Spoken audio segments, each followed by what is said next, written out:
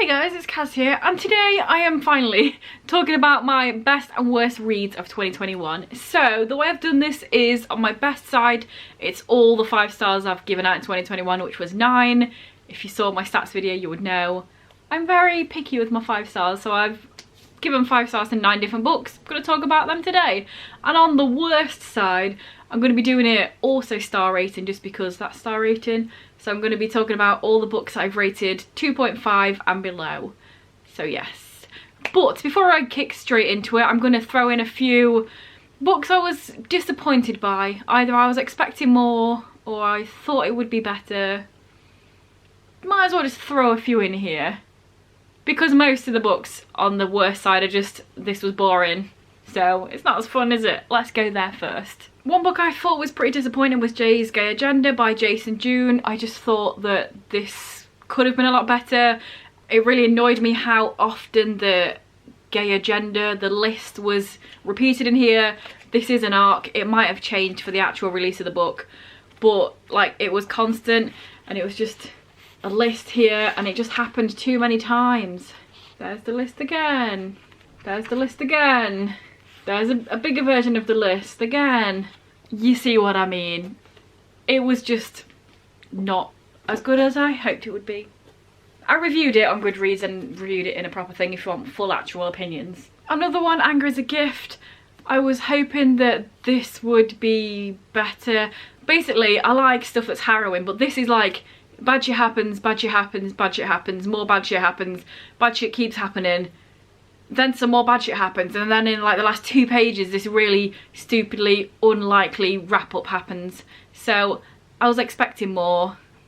Unfortunately, didn't happen. I think I still give it 4 stars, probably closer to 3.5 perhaps, but yeah, was hoping for more. I like harrowing, but come the fuck on, you know what I mean? If you've read this, you know what I mean. And then finally, if you've been here, you know, As Good as Dead. I ranted about this book for 15 minutes in that wrap up that I read it in, so you know, don't really need to say much more here, but it just really annoyed me the way this was wrapped up and the way everything was unnecessary. I'm not getting into it, we've done it before. Go watch that wrap up if you want to know. So those are just a few books off the top of my head, but now I'm going to get into the actual juice of this video. Is that saying? No. So on the best side, I have Saga Compendium 1 by Brian K. Vaughan and Fiona Staples. Side note, the best of side doesn't have any sort of order because they're all 5 stars. This was amazing. I feel like I slept on it a little bit. I finally got around to reading it and I'm really glad that I read it in this massive bind up because I didn't have to wait for more volumes to come out. I could just jump straight into the story and yeah, loved it, loved the art, loved the storylines, loved how no character is safe and they don't care about killing people off. We love to see it. In stories that are meant to have a little bit of edge, you're meant to be a bit, ooh, are you going to survive or not? A lot of the times you can just very obviously say, well yes, all of the characters are going to survive, but in here, they don't. We love to see it. Some people might not love to see it, but I love to see it. So then over to the disappointing side, this was a 2.5 star read for me, and that is Dark Feather by Andrew Demkak. This is the only book I actually owned that's on the bad side, because it's the 3rd book in a series, but also I might just unhaul it anyway. It was just very blah. The first book was really fun. It's a sci-fi, there's alien stuff happening, there's cool powers, there's all that sort of fun stuff. The second book I quite liked, not as much as the first one, but it was still good. This one, just everything was a bit weird and stuff happened that didn't need to happen, and yeah. And also there's meant to be a 4th book, but this came out quite a few years ago and there's no other, not even on Goodreads to say that a 4th book is coming. So maybe the author just dipped out because this wasn't the best. Who knows? Yeah, it was just very blah. And you will hear that quite often in this half of the video. Over on this side, side note, it feels weird holding up a book on this side instead of this side. But we're going with it. Well, only once because the rest of them I don't own. Shush, back onto the good side. So on the 5 star best of side, we have This Is Going to Hurt by Adam Kay. I read his Christmas non-fiction book the previous year. I read this one in 2021 and it was great. It made me laugh, it made me cry, it made me feel loads of emotions. It's about working as a doctor in the NHS over many years, and yeah, it's just really good, and Adam Kay knows how to hit at the right time. He knows when to drop in a really funny anecdote, and he knows when to pull at your heartstrings, and this was the perfect combination of those. Next up, another 2.5 star read for me, and that was Vintage, a ghost story by a person that's here and you will see. Again, the writing wasn't the best, it was a bit blah. This one, it felt like there was good moments and bad moments. I liked the ghost. There's a ghost on the road, I-94, I don't even know if that's how roads work in America, something like that. On the I-94, there's a ghost. Is it real? It is real. That side of it was fun, but I felt like it was a short book, but also there was a lot of space where nothing happened, and for a book that's short, it should be like pow, pow, pow, pow, really fun. And also, here's the thing, didn't even realise this until I read Goodreads reviews afterwards to see what other people thought of it. The main character doesn't even have a name. They're never named, and I didn't even notice when reading it. It was kind of blah, you know what I mean? Back over to the good side, and I'm putting these two together because it is Call Down the Hawk and Mr. Impossible by Maggie Stiefvater. Both of these got 5 stars. Not gonna lie, I did like Call Down the Hawk more. This was just as good, but also this was better, so how is that even possible? But yeah, this is the first and second book in the Dreamer trilogy. It was amazing. As soon as I started reading this, there's like a prologue thing, I think, and like instantly I was just in love. I love Maggie Stiefvater's writing style. I was just transported back there to the Raven cycle, and I loved it. And the storyline was great, the new characters are great, the old characters I already knew were great. It's great. It's really good, and it's also great. And I'm also glad that I waited so long to read this one, because it meant I didn't have to wait so long to read this one. I actually remembered the plot, which doesn't happen very often when I'm reading series, apparently. Next, on the worst side, another 2.5 star read for me, and that was A Fine Bromance by somebody whose last name I think is Moss, but it might not be, but I feel like it is. Again, most of these 2.5 ones, it's just books that I have no issue with it. I don't have a problem with the storyline or what's happening so much as it's just not the best writing and kind of boring. This was the same, A Fine Bromance. I enjoyed what the author was trying to do. The writing was really bad in this one. It felt like a student would have written this and then nobody would have edited it.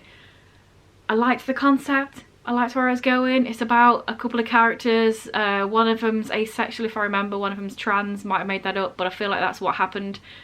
And then there's a bit of a mystery. Stuff keeps going missing from one of their grand's houses and they're trying to figure out what's going on there. But yeah, I liked what the story was trying to be, but the writing just let it down a lot. I looked past the writing, but I couldn't rate it any higher. But don't worry, because we're back onto the good side. And the next book is Lightfall, The Girl and the Goldrian by Tim Probert. I talked about this pretty recently. I just did my wrap up for December. And yeah, maybe I didn't mention in that video, but this was a 5-star read. I loved it. It was amazing. It's so good. It's fantasy. The artwork is gorgeous. I did show you in that video, just saying. And read it if you haven't, if you like graphic novels and comics and stuff, because it is just a fun time and you would definitely 100% like it. I'm saying it now. I don't know how anyone could not like this book. It's really good, and it's book 1, so there's more coming, which I'm very happy about. Next up on the worst side, and we've gone down to 2 stars now, not 2.5, and this book is The Time Thief by somebody. I read it on my Kindle and it was just, again, most of these books were really short but felt like it took a really long time to read because they were boring or writing bad or storyline, plot hole, characters, meh. Again, this one was really short. Guess what? The writing was meh, the characters were meh. It's a middle grade, and I feel like for me middle grades should be more fast-paced than most other fantasy things. It's about time travel. It's about these people that can time travel, and somebody steals something at the beginning of the book and then they're time traveling, trying to figure out who the person was and trying to get it, and that sounds really cool. Concept, amazing.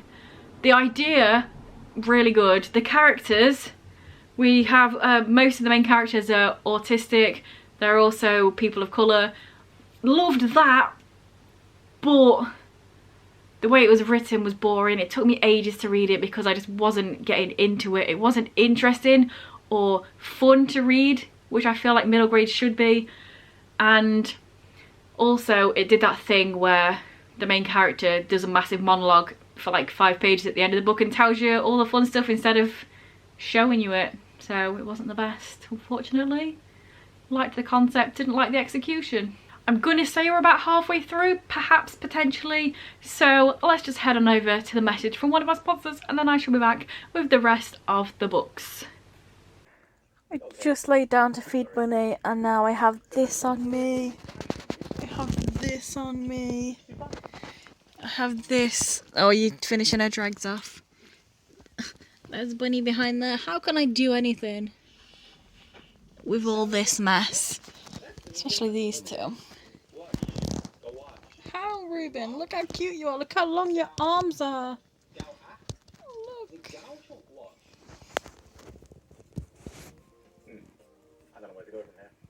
How? So, we're back onto the good side. And the next book I'm going to talk about is Cemetery Boys by Aidan Thomas. I say the next book I'm going to talk about, but I feel like I haven't really talked about the plots or the things or the stuff of these books. I've just shown you which ones were the best. And this was one of them. I loved this. It was really good. The characters, great. The interactions with the characters, great. The storyline, great. The magic, all of it. Loved it. What more can I say? I've already done a wrap up about it and written a review, so you know, it was really good. Next up on the worst side, another 2-star read, and that was Gangster App by Benjamin Zephaniah.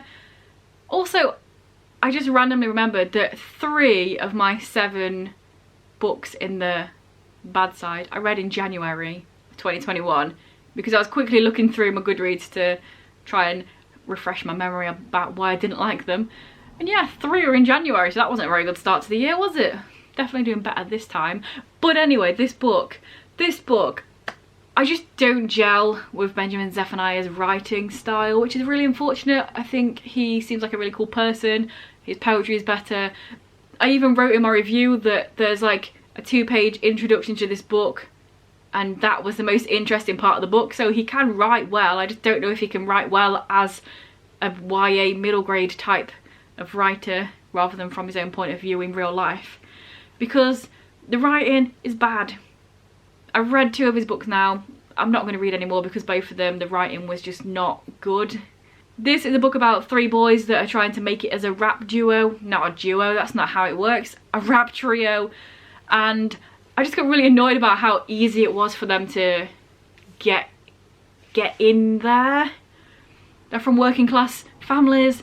They have no opportunities, and then read my review on Goodreads, but like they record 1 song, instantly get signed, have an album, do one live show, and then like get 3 mobile awards, get on the top of the pops, get on the top of the charts. 1 live show, can I just remind you of that? And then they've still only done 1 live show, and then they record their 2nd album, and then on their first actual tour, where they've only got 2 albums out, they do a set that's like 2.5 hours long with 4 encores, and I'm like, do you know anything about music in any sort of way? Because no, they're not fucking Elton John. Nobody does a 2.5 hour set, especially not if you've got 2 albums out. What are they gonna do, play the same songs like 17 times? Yeah, it was really annoying how the music industry was portrayed. It's like on one hand trying to show that, oh, these people from a council estate, or these people from working class parents, and that they have to try really hard to follow their dream, but then they don't try at all and then they get everything handed to them on a plate. And also the characters were unlikable, but also I didn't care about them, so they weren't even unlikable, they were just meh. And then there's like gang violence stuff happening, someone dies, didn't care because I don't care about any of the characters. So yeah, that's pretty much that book in a nutshell. And that's why it's on my worst side. Let's go back to the best. So next up on the best side, I have Unbelievable by T. Christian Miller and Ken Armstrong. This is non-fiction. If you saw in my stats video, I actually have 3 non-fiction, 3 graphic novels and 3 fantasies on my best of like the books I've rated 5 stars, which is interesting. But yeah, this one is about a girl who is raped in her own home. She goes to the police. They tell her she's lying about it. It's this whole thing, like it destroys her life. All of her friends think that she was lying about it. She loses her job, I think, she loses the housing. Everyone thinks she's a liar. The police actually charge her for lying about this happening, while at the same time I don't know, a few cities, not a few cities, I don't know, a different place but not too far away. Loads of people are getting their houses broken into and getting raped in the exact same way, in the exact same manner, like everything the same. And then there's a different police department sorting that out. It's a true story, like I said, non-fiction, so it is annoying because you know it's true and it actually happened. But it's just a really great book, and obviously it's horrible. It talks a lot about statistics and believability and how women are treated by judges, by juries, by police, by the general public, all that, you know. And yeah, it's just really interesting, really great read. Great, can you talk about this? Isn't great? There's also a Netflix limited series about this. I saw that first, found out it was a book, read this. Both of them are definitely worth checking out if you can check this sort of thing out. But yeah, brilliant book, highly recommend if you can read about this sort of stuff. Oh, spoiler alert, it's not a spoiler, it's someone's real life. Luckily in the end they did find out that she wasn't lying, and the fine she had to pay for lying about this, she got that back in a check, so don't worry about it. Absolutely mental. Unbelievable, I might say. So yes, moving on to the worst side again. Another 2-star read for me, The Wide Window by Lemony Snicket. This was book 3 in the series of unfortunate events. I got this far and then unhauled the books because they're just really fucking irritating. I'm too old for them. I can't handle it because everything about them is irritating. And I know that this series is 13 books long, and that was the 3rd book, and I knew that every other single book is going to be exactly the same, and I just could not be doing with reading that. The kids have the evil Count Olaf trying to kill them and take all their money. So then that random banker dude or whatever he is takes them back in. He finds another relative. He sends them off to that relative. Every adult is a fucking idiot. Nobody can tell that somebody with like a moustache on is the same person. It's really irritating. Every adult is an irritating person. Just idiotic, stupid, thick. Don't listen to the kids. Even though it's already happened twice already. This is the 3rd book. I can only imagine that by book 8 they're still doing exactly the same thing. I don't care if they are or not, don't even tell me, because I'm not reading it. It was irritating. I know a lot of people have a lot of nostalgia for these books, but I do not, and I didn't like it. Annoyed. The only redeeming quality was sometimes it was a little bit humorous. 3 books in was enough for me for the series of unfortunate events. Thank you very much. Bye. Back onto the good side, and I have Sweet Tooth book 3. It's volume 5 and 6, which are the last 2 volumes in this series by Jeff Lemire. This is a bind up, like I say, of volume 5 and 6, and it was just amazing. It was brilliant. It was perfect. If you've seen the bloody Netflix Sweet Tooth thing, read the comics because they're way better. They're really dark shit happens. It's not all like stupid and happy like the TV series. To be fair, I quite liked the TV series. I watched maybe about 4 episodes, and then I saw that horrific CGI monstrosity that they made Bobby into, and then I was like, I'm alright, thanks, and I stopped watching. But yeah, if you want a dark series, then this is really good for that. It's about kids with bits of animals on them, and then humans want to kill them, basically, because humans think that them existing are the reasons that humans are dying out, and it's all this thing. And obviously this is the last bit, so it goes into stuff and things, and the ending was really good and it was brilliant and I loved it. So there you go. My battery is flashing. I need to change it real quick because I'm going to talk some shit in a second. I'm back and I'm here and I'm ready. The last book on my worst books of 2021 is the only book I've ever in the history of reading rated 1 star. This was beginning of January 2021, so it's kind of fun. It was kind of fun having a 1-star read, but this book was fucking shit. And that is Boy Meets Girl by Ali Smith. Let me tell you about this book. First of all, again, really thin, about this big. Don't know how much that is in pages, but my god, did it, oh, it's absolutely horrific. It's one of those books that is a stream of consciousness that's really boring, that nobody cares about, that goes into really weird places that it's just so pointless. Like, most of this book is so pointless. It's told by the sisters. One of them, she's just chatting absolute waffle all the time.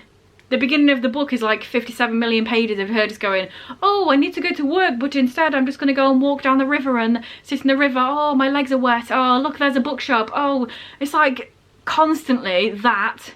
It takes her about 20 pages to get to work because she's so like, oh, off with the fairies, that now she's at the river, and she just realises that her tights are wet because she's been sat in the river. And then she goes to a bookstore and she feels sad about the fact that the books only get read once. I can't remember this. I've read my review. I tried to block this shit out. But yeah, and then she goes into the bookstore, even though she's still late for work. She was late for work before the book even started. When she was still at home, she was late for work, before we went to the river. And then she goes into the shop and then she's talking about rifling through the books to let the book pages see the light because they don't see the light. And I'm like, shut the fuck up. What are you talking about? It was just... And also, no speech marks. Let's just throw that one out there. No speech marks anywhere. Not that anything any character talks about is worth reading, but if you wanted to read it and wanted to know where one stopped and one started, you don't, because there's no speech marks anywhere. The second part, not the second part, there's loads of different parts, but the second perspective is her sister, and didn't mention this, but the first girl meets a girl and then she likes the girl and she's like, oh, I like a girl now. And then the sister is just really homophobic all the time and like horrible. And then all of her chapter, there's just loads of flipping brackets everywhere, just for no reason, all the way through the text. One after another, there'll be like a sentence in brackets, but it's not just like something to the side of another bit of the paragraph, because as soon as that one ends, there's another beginning of a... Why? Why is everything in brackets next to each other, also in brackets? Why? And then she's just really boring. She works in a flipping water job, bottled water. So we have loads and loads of pages and pages and pages talking about bottled water, of all the things you could talk about. Why would I want to read that? I didn't want to read it. I did finish it because I'm not a DNF person. And it was absolutely terrible. The ending, boring. Everything, boring. All the characters, boring. This stream and streams and streams of absolute waffly, flowery nonsense was just that. It was nonsense and it was terrible and I hated it. And that was my first ever 1-star read. So at least now I know that 1 stars can exist. Because originally I was like, oh, 1 stars? There's always something that's a bit redeemable. No. No redeeming qualities about that book. Shit. So let's go over to the last book on the good side, because we can't end on that. So my final 5-star read of 2021 was Natives, Race and Class in the Ruins of Empire by Akala. This is exactly what it says on the tin. Akala talking about race and class in England, what that means. And it's just really, really good and interesting and insightful and a brilliant read. And it's kind of part biography mixed in there, because he'll talk about stuff that happened in his past, he'll talk about his childhood, he'll talk about things that happened to him now, and then weave that into what he's talking about, like culturally and of the whole country and stuff. It's just really good, really interesting. If you haven't read it, 100% recommend. It's really interesting. There's a bookmark in here at the moment because my mum's reading it, and yeah, read it basically. I know I just spouted for ages about the bad stuff, but it's easier to talk about the bad stuff. Akala can speak for himself, so, you know, read this book, basically. And there we go. Those were the best and worst books that I read in 2021. Oh, that was nice. I've got them all out the way now. Let me know down below what your best or worst books. If you read any of these books, do you have any other opinions to me? Let me know down below. It'll be really interesting. Have I talked about any books that you haven't heard of and are now interested in? Maybe. Maybe not. Let me know down below. That's what it's there for. So, if this is your first video by me and you enjoy it, then please check out some of my others. And if you continue to enjoy, then please subscribe. That would be awesome. Anyway guys, I'll see you in a few days with another video. Bye.